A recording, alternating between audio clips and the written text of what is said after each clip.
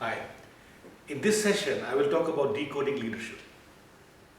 Now, leadership, which contains 10 letters, let's see what each and every letter stands for.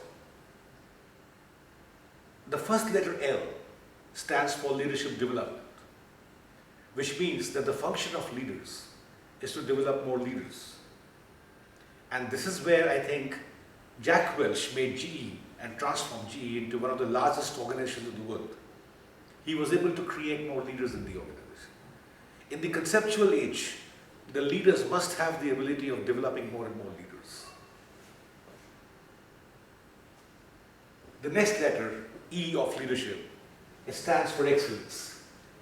According to Michelangelo, the greatest danger for most of us is not that our aim is too high and we miss it, but it's too low and we reach it. Organizations who are on the path of excellence, they must aim very, very high. And leadership is actually a process of transforming the ordinary people with the extraordinary performance.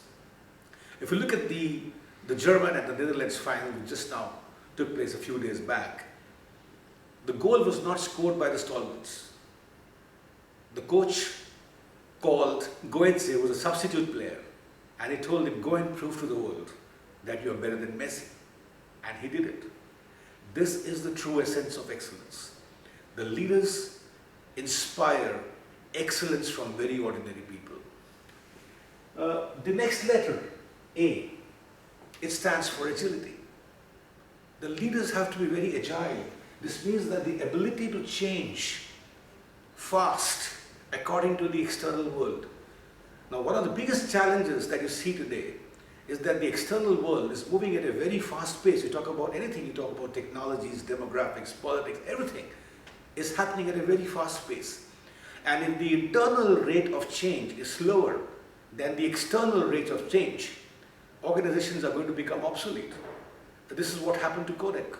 This is what happened to Hindustan Motors. This is what happened to General Motors a few years back. While Toyota was making very, very fuel-efficient cars, General Motors was still bent on producing gas-guzzling cars at that point of time, resulting into filing bankruptcy. It is therefore very important to develop that nimble sort of an attitude which makes people absolutely morph the customers and the external environment at a very fast pace.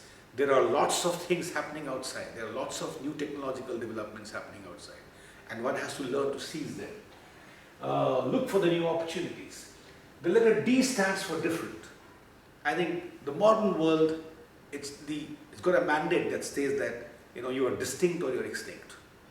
The leaders will have to create the mindset in the organizations, which makes people think different.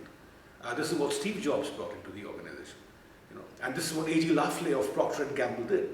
In fact, A.G. Lafley, in his book, in The Game Changer, he says, I have told my people to think different on two moments of truth. One, when people buy the product, and the second, when people use the product. Almost all the leaders that the world has seen, whether it's Steve Jobs or IKEA or Muhammad Yunus or Ray Kroc, everyone, Narayana Murthy, Lakshmi Nivas Mittal, they all had different business models. Nobody benchmarked. I think if you start benchmarking, then you're following somebody. It is very important to understand that the leaders today will have to have very, very different outlook, because we live in a conceptual world. The next of leadership, E, it stands for execution. And execution is the strategy. According to Herkeller, we have a strategic plan, and it's called doing things. And that is where most of the leaders fail. They have excellent vision, they have great mission statements, they have wonderful ideas. But according to McKinsey, most of the leaders, they are not able to become successful. They don't become successful because of the fact that they have not got their execution plan right. This is a fundamental principle of leadership. Execution is really the key. And in fact, Toyota has become the world's largest, automaking company because of flawless execution. It's amazing the way they execute their thoughts, their ideas, and their plans. The next letter, R, it stands for relationships. You cannot exist in this world without maintaining a good relationship. There's absolutely no doubt about it. You have to maintain good relationships with your employees, your customers, your competitors, your government, everyone, technology players. In fact, the concept of relationship today is so big that it's not about R&D anymore. It's not just about the research and development. I think you have to be able to leverage the technologies which the competitors are also preparing or they are developing. Samsung just had a 5% market share of the smartphones in India about 3 years back. And today they are the market leaders. They have displaced a giant Nokia within no time.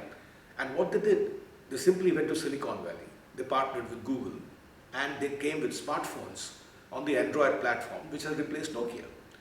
It's very important for the leaders to understand it's not about their own creativity. It's not about their own competency. It's not about their own technologies. They have to understand to leverage these technologies which is being developed outside. The next letter that you have in the leadership stands for S. And this is very important. This is about the soft skills. The leaders must understand people as human beings. They are not robots. They have got their own set of aspirations. So their inspiration, the passion, the making others succeed, instilling hope in them, love, enthusiasm, all this is a part of the leadership skills.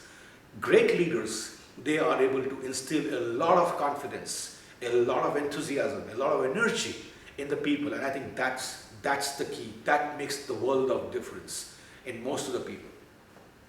The other letter now that you see of leadership stands for H. Yeah, having the soft skill is fine, but what about the H, the hard skills? Which means that the leaders must be result oriented. I mean, ultimately you have to deliver. What about the accountability and the responsibility? So therefore, this is also very important. The I of leadership stands for innovation. You live in a conceptual world, and innovation is not a choice. Innovation is not something that you might or you might not do.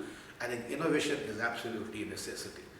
The leaders will have to develop a culture in their organization where people are continuously involved in producing new things. They must have not only a great pipeline of creative leaders in the organization, but they should also have a pipeline of great breakthrough ideas. Innovations are really going to be making a world of difference. And I can tell you one thing, that your products, your processes, your technologies, they can be imitated within no time. They can be replicated within no time. The only thing which cannot be replicated is that culture of innovation. So great organizations and great leaders, they are able to develop that kind of a culture in their organization which cannot be replicated by the other people. It is foremost and utmost. It is a great need for the leaders to see that the organization has a culture of innovation where people are continuously trying to innovate new products, new processes, new technologies. The I and P of innovation, the last one, is of course about the performance. This means that the leaders will have to they'll be ultimately judged not simply by what they talk, but ultimately by what they have performed.